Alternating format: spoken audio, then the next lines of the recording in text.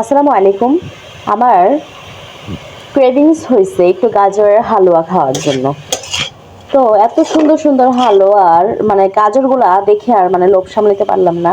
তো ভাবলাম কিছু গাজর কুচি করে নিই, কুচি করে একটু চুলায় বসায় দিই। তো এতে আমি ঘি দিয়ে দিছি আর চিনি দিয়ে দিছি। এখন একটু হালুয়া করব নাকি পায়েস করব, এটা নিয়ে আমি খুব দ্বিধাদ্বন্দ্বের মধ্যে আছি। দেখা যাক কি হয়, গাজরের হালুয়া নাকি গাজরের পায়েস। চিনি দিয়ে দিচ্ছি পরিমাণ মতো। চিনি দেওয়ার কারণে একটু পানি ছাড়তেছে। গাজরের মধ্যে 10 টাকা দামের এই গুঁড়া দুধটা ছেড়ে দিব, সবটুকু দিয়ে দিব। এই 10 টাকা দামের গুঁড়া দুধটা অনেক উপকার আসে, খুব ভালো। নেড়ে চেড়ে নিলাম গুঁড়া দুধটা। এখন আমি প্রাণের এই গুঁড়া দুধটা ঢেলে দিব।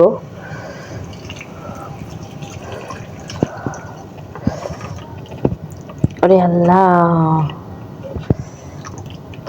কি সুন্দর কালার আসতেছে! কি রে, একটু বেশি করে ছিল উচিত ছিল। এক হাতে ভিডিও করা আর এক হাতে গাজরের হালুয়া তৈরি করা একটু টাফ। তো দিয়ে দিলাম। নাইস গ্রান বের হয়েছে, ঘিয়ের গ্রানটা খুব ভালো লাগতেছে। এখন এইভাবে আপনারা পায়েসও রাখতে পারেন এবং হালুয়াও রাখতে পারেন, যে যেটা লাইক করে। এটার উপরে এখন আমি একটু বাদাম দিয়ে দিব।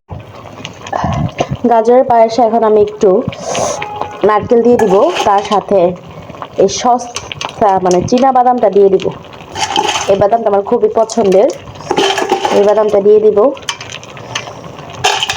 অল্পই দিয়ে দিলাম। এখন এটা নাড়াচাড়া দিয়ে দিব।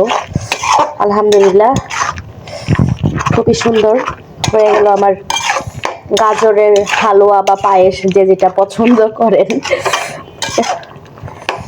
গাজরের হালুয়া তৈরি হয়ে যাচ্ছে, দুর্দান্ত স্মেল বের হয়েছে।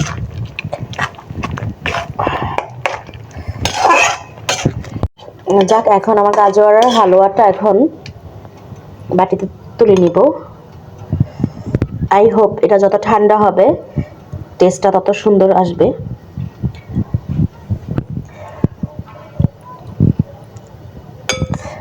তৈরি হয়ে গেল আমার গাজরের হালুয়া। এটার উপরে কয়েকটা বাদাম ছিটিয়ে দিব। বাদামের পরিমাণ একটু বেশি দিয়েছি, কারণ মিষ্টান্ন দিয়ে বাদাম খেতে আমার খুবই পছন্দ।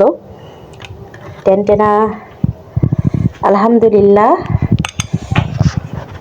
আমার রেসিপি তৈরি। এটা হলো গাজরের হালুয়া তৈরি হয়ে গেল। আশা করি সবাই ভাবে বাসায় ট্রাই করবেন। আমার জন্য দোয়া রাখবেন। আল্লাহ হাফেজ।